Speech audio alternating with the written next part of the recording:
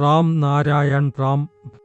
ഇന്നത്തെ കാലത്ത് മതത്തിന്റെ പേരിൽ ആളുകളെ കബളിപ്പിച്ചുകൊണ്ടിരിക്കുന്നു.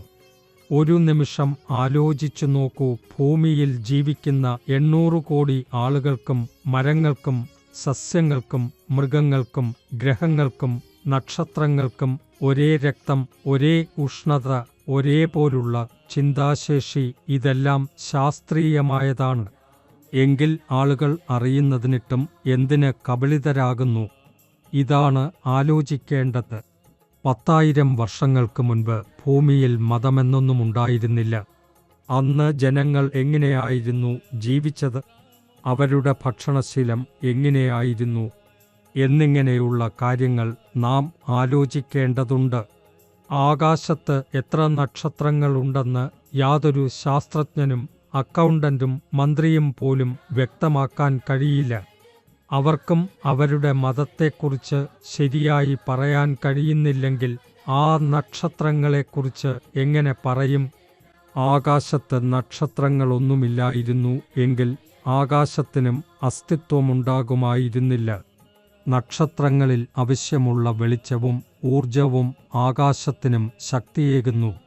മതനേതാക്കൾ ഒരിക്കലും പറയാൻ കഴിയില്ല യഥാർത്ഥം മതം എന്താണ്, അവരുടെ ദൈവം അല്ലാഹ് തുടങ്ങിയവർ എവിടുന്ന് വന്നവരാണ്.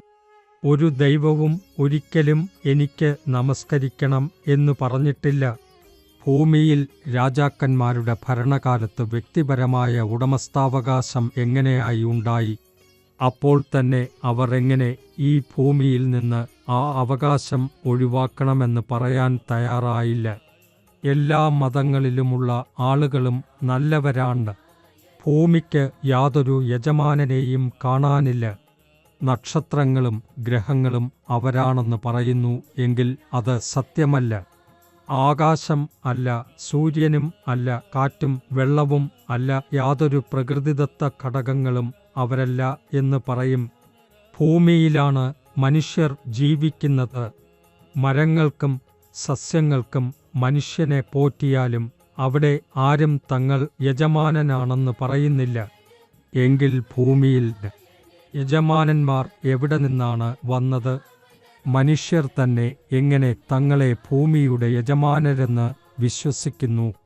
മനുഷ്യർ തങ്ങളെ സ്വയം ആരാധിക്കണം, സ്വയം സ്നേഹിക്കണം. അപ്പോൾ മാത്രമേ മറ്റുള്ളവരെ സ്നേഹിക്കാൻ കഴിയൂ. എല്ലാവരും പ്രകൃതിയുടെ മതം പിന്തുടരണം. പ്രകൃതിയുടെ മതത്തെ പിന്തുടരാതെ പോയാൽ മനുഷ്യർ സ്വയം തിരിച്ചറിയാനാകില്ല. പിന്നെ അവർ കൂട്ടത്തോടെ ചിന്തനയില്ലാതെ മാത്രം നടക്കാൻ തുടരും. ഭൂമി കീറുന്ന നേരത്ത് യാതൊരു മതനേതാവിനും അത് തടയാൻ കഴിയില്ല. സമുദ്രങ്ങളും പർവ്വതങ്ങളും കുന്നുകളും എല്ലാം പ്രകൃതിയുടേതാണ്. അവയെ യാതൊരു മതം സൃഷ്ടിച്ചിട്ടില്ല. പ്രകൃതി മനുഷ്യനെ ഭൂമിയിലേക്ക് അയച്ചത് പരസ്പരം തർക്കത്തിനും അപമാനങ്ങൾക്കുമല്ല, മറിച്ച് ഒന്നിച്ചു നിൽക്കാനും ഒരാളൊരാളെയും സഹായിക്കാനുമാണ്. ഈ സന്ദേശം ഓരോരുത്തരും മനസ്സിലാക്കണം. മനുഷ്യനുണ്ടാക്കിയ മതങ്ങളും വ്യക്തിപരമായ ഉടമസ്ഥാവകാശങ്ങളും ഒഴിവാക്കേണ്ടതുണ്ട്. നിങ്ങൾ എല്ലാവരും റാം നാരായൺ റാം എന്ന നാമം ജപിക്കണം. അതുകൊണ്ടുതന്നെ മനസ്സിൽ സമാധാനം ലഭിക്കും.